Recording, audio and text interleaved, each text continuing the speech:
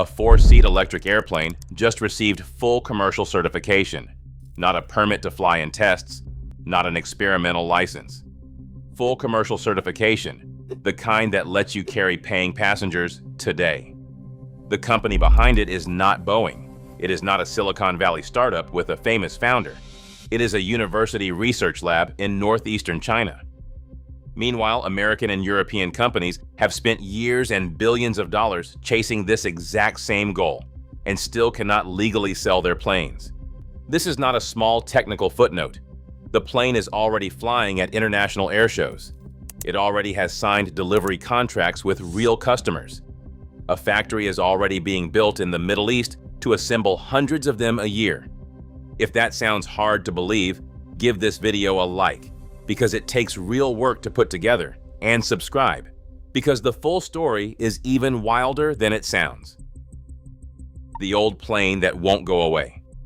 If you have ever climbed into a small airplane, chances are it was a Cessna.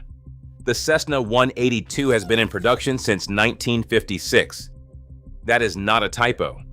The same basic airframe has been flying for 7 decades, and to be fair, it earned that longevity. It is tough, it is reliable, and pilots and mechanics all over the world already know how to fly it and fix it. But there is a problem, and it is an expensive one. A brand new Cessna 182 today costs somewhere between $550,000 and $650,000. It burns about 14 gallons of aviation fuel every single hour in the air, which at current prices adds up to nearly $100 in fuel alone, every flight, before anything else is factored in. Then there is the engine.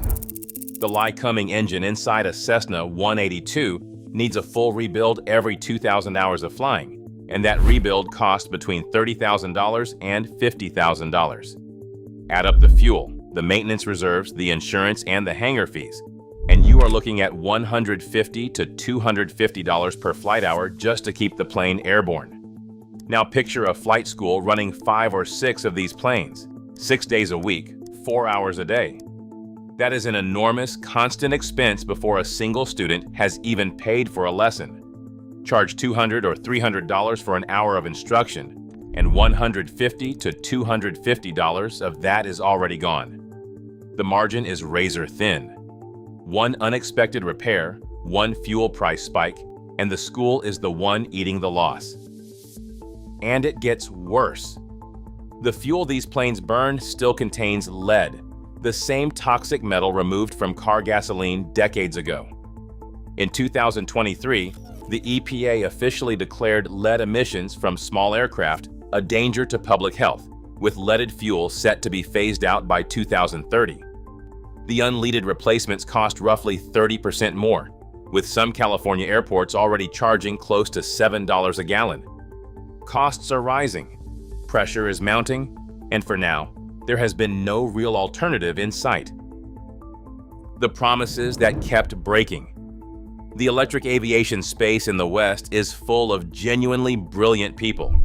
Engineers who left jobs at NASA, Boeing, and SpaceX to go build electric airplanes from scratch. Companies like Beta Technologies in Vermont have raised hundreds of millions of dollars, hired serious talent, and built real aircraft that actually fly. This is not a story about Western incompetence. Beta has flown over 125,000 nautical miles in test flights. That is real flying, not a demo in a lab. But in 2025, the company reported losses of around $745 million against revenue of just $35 million.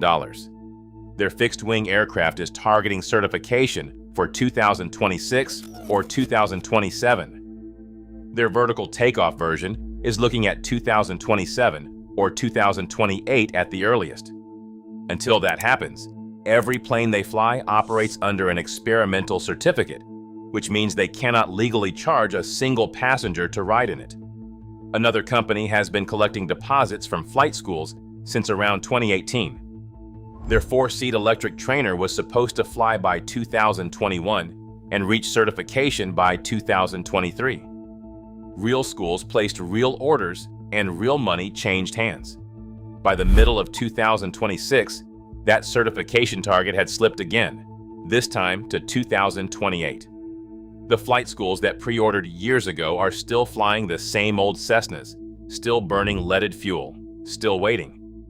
None of this is because these companies are bad at what they do.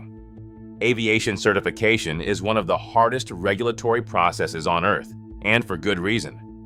The FAA simply does not have enough staff who understand electric propulsion yet.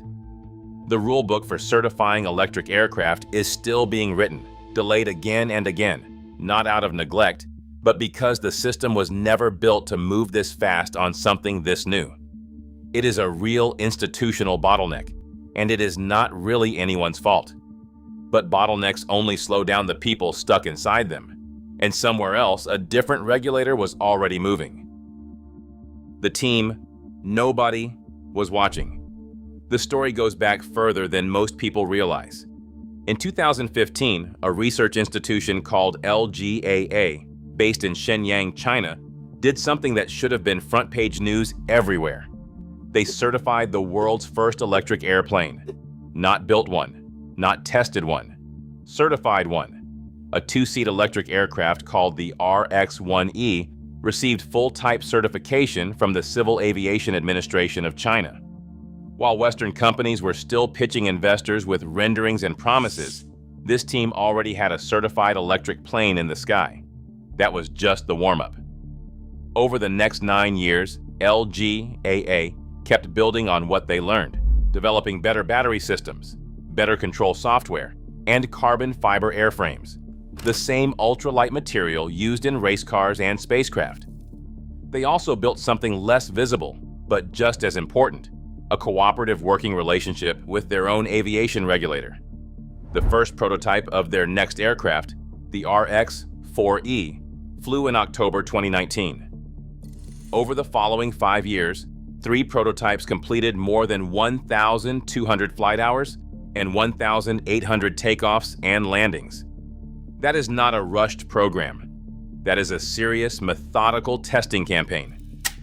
Then on December 29, 2024, the Civil Aviation Administration of China awarded the RX-4E its full type certificate under the CCA. R23 standard, China's equivalent of the FAA's Part 23 certification. This was not a limited sport license with a list of restrictions attached. This was full commercial certification, meaning the RX-4E is legally authorized to carry paying passengers, right now, today. That makes it the first 4-seat all-electric aircraft in the world certified for commercial flight.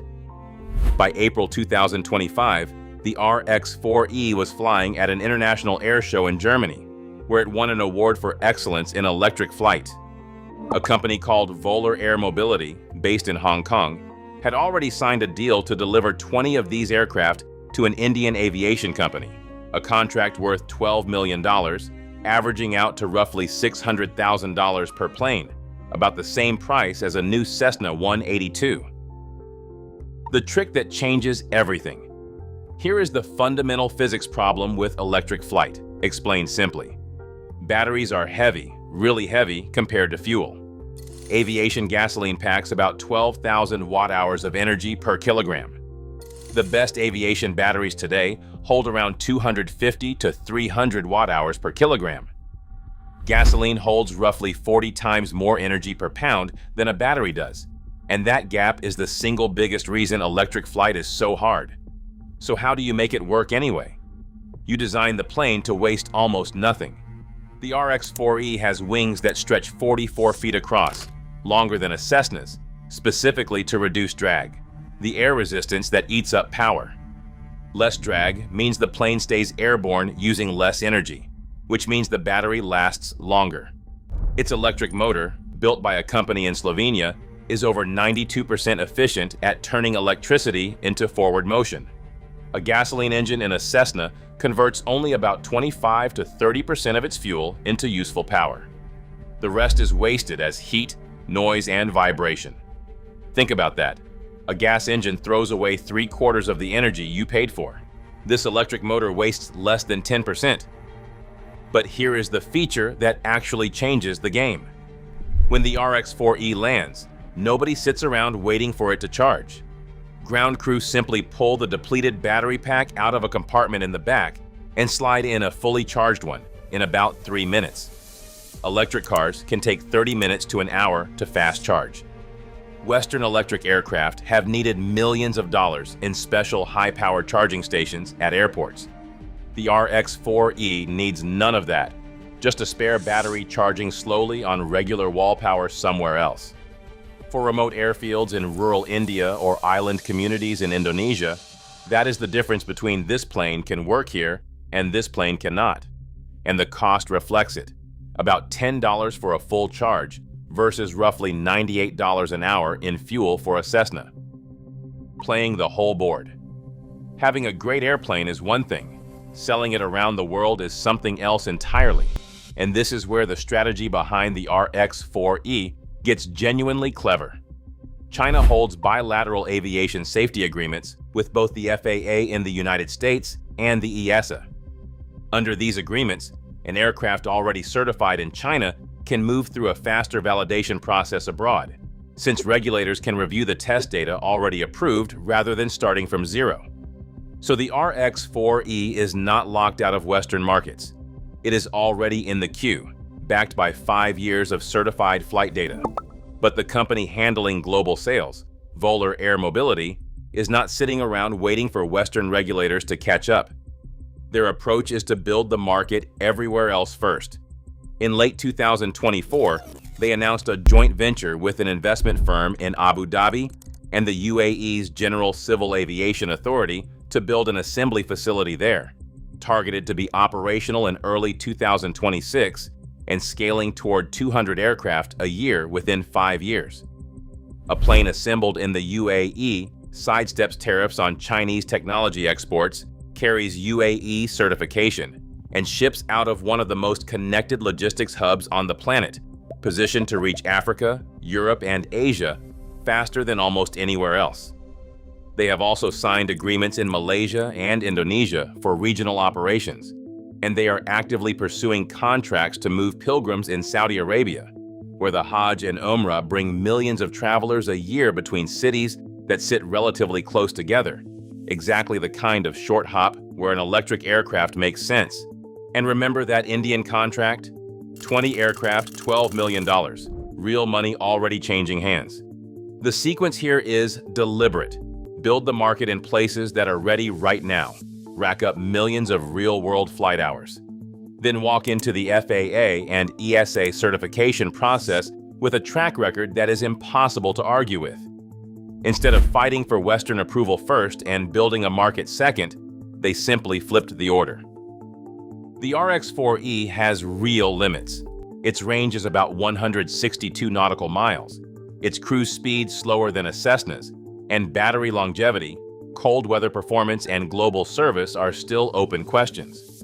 But flight training rarely needs more than 100 miles, and short regional hops are exactly what this plane was built for. The math is simple now. Same purchase price as a Cessna, a fraction of the operating cost. Already certified, already selling. So here is the question. If you ran a flight school tomorrow and had to choose, which plane are you buying? Drop your answer below and subscribe for what's next.